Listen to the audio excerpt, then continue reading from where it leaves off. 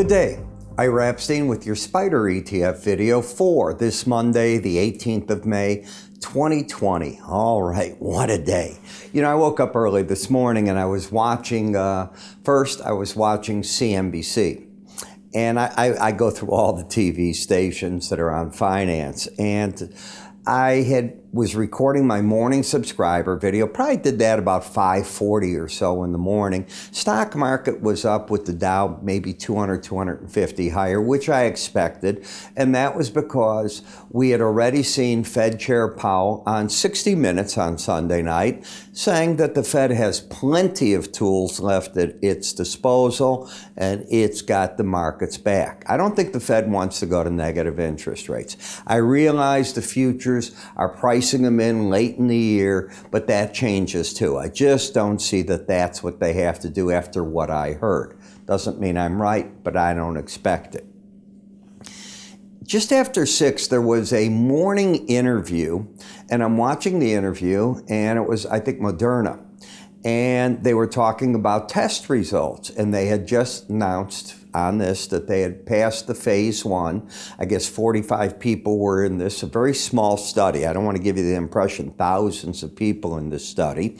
8 people had passed with flying colors. In other words, the virus was removed. I don't know the definition of that completely either. It's a different type of vaccine.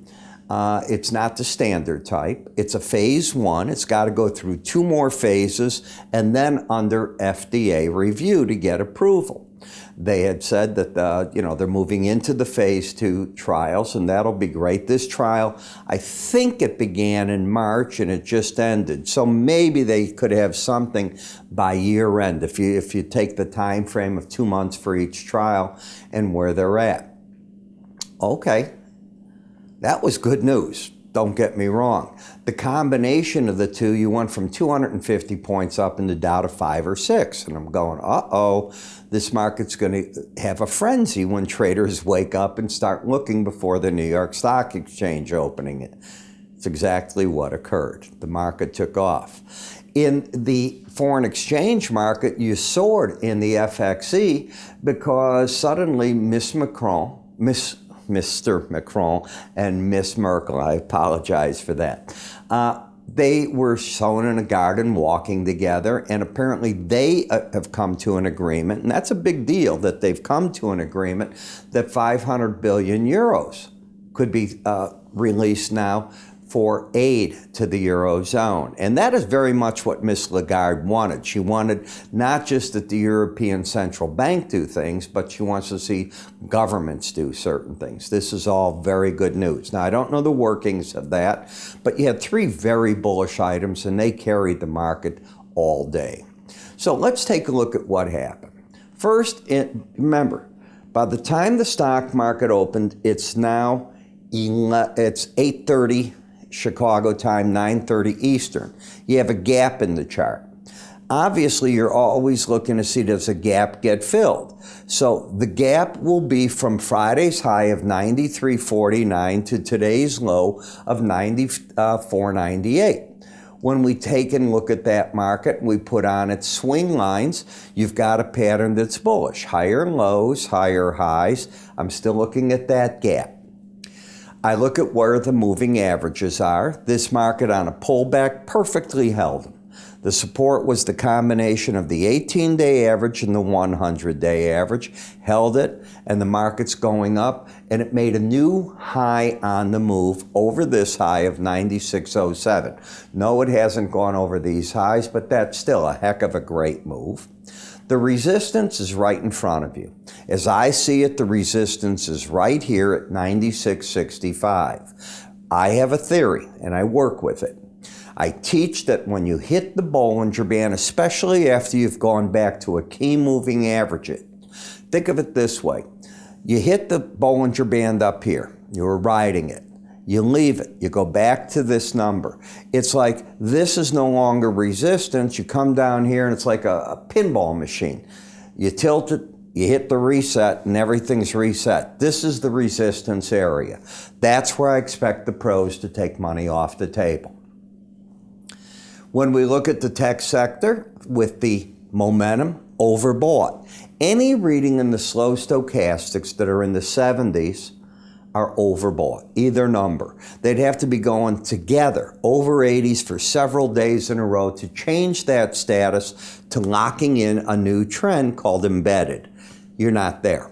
So that's another reason I'm looking for resistance. Watch, the market will just run away from it, but it's still the percentage play. And that's what this is all about, percentage plays. If you take a look, the first time you hit the Bollinger Band, you came back down. First time you hit it, you slipped away from it.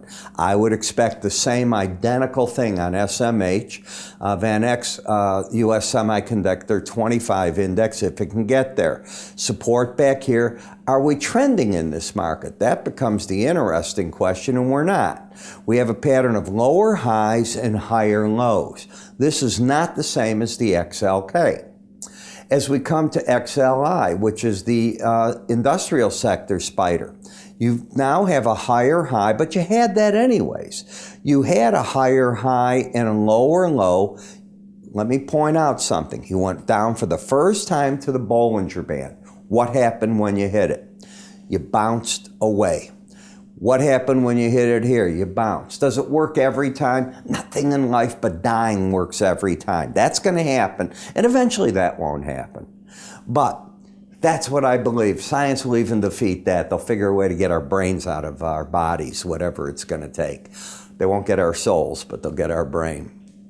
But to make a long story short, if you get up there, I'm going to look for another failure. You're caught in a whipsaw market. You're looking for the penetration through, and it's not riding through. That's how I'm defining the market. Energy sector, identical situation. Caught in this pipe. Do you see how tight these bands are? They're not pointing up or down. They're just sort of hanging here. I'm looking for this resistance right now. So when you wake up in the morning, we'll see what the futures have done. Remember, a lot of this will look at what the futures have done to give you an idea. Now, today's high was 228.64 in QQQ. I'm going to say the same thing I'm saying. I'm looking for a failure at that upper Bollinger Band.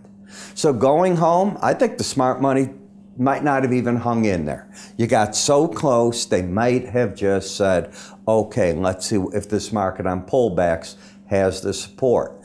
Strong Mondays in stock indices often lead to weak Tuesdays. I don't know if you've ever read the Trader's Almanac, Stock Trader's Almanac by Yale Hirsch. His son now publishes it. It's great reading. These are like reading the books from Jesse Livermore and all these other phenomenal books. You learn from what these things are and probabilities. And there's always new books coming along. They get too technical. Sometimes the simplest ideas can be explained in a simple manner. But watch this. I know what I think. In the emerging market, I'm going to say the same thing up here. You did it there. Why wouldn't it do it again? On the break here, it bounced. Until it breaks out, it hasn't broken out. Playing for the breakout, nonsense. I'd rather come in after the fact in markets. In gold, this is gold on Friday. You know what I'm going to say? If the market gets to that Bollinger Band, I'm looking for the pros to dump. Market gets up there, and this is Friday. And this is today. Support, maybe back here, 161.19. Market's overbought as well. Gold miners. So on Friday, you closed over it.